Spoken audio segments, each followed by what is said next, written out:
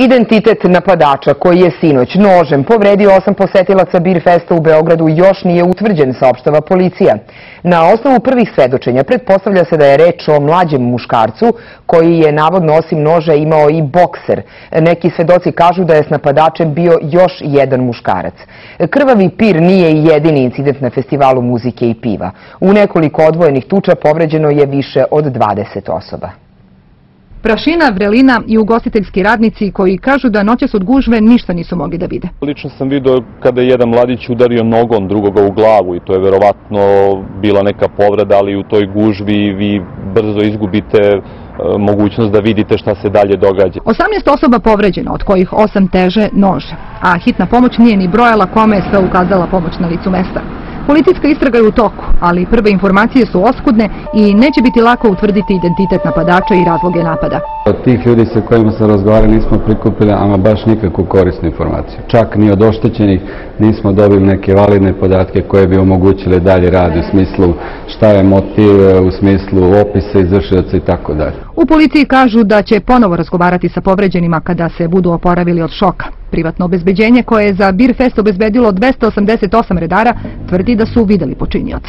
Reagovali su, uhvatili su lice, izveli lice, jednostavno teško je to objasniti. Da li to lice unelo nož na neki način teoretski ili je uzeo sa šanka ili neki drugi način da se tog predmeta, ali činjenica se da je to lice skroz, da kažem, bilo devijantno. Znači jednostavno lice koje nema kontrola s sobom. Čendić kaže da su osobu za koju veruju da je napadač predali policiji na terenu i ne zna šta se dalje s njim desilo. U policiji međutim kažu da to nije tačno i da je za takav skup bilo potrebno ozbiljnije obezbeđenje kao i video nadzor. Skup na kom jedan ogroman procenat, ako ne i pola od tih ljudi dođe prvenstveno zbog ispijanja alkohola.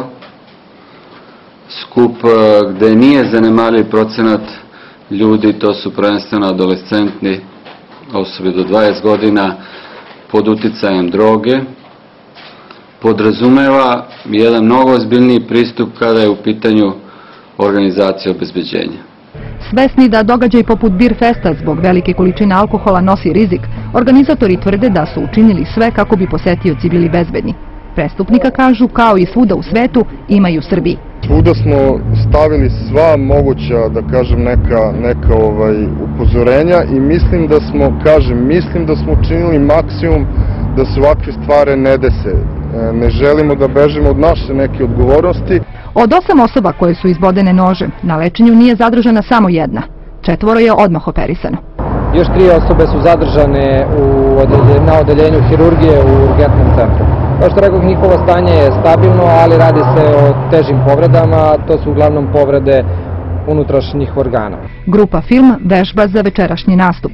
Posetioci ne treba da se iznenade zbog pojačane kontrole na ulazu u Bir Fest.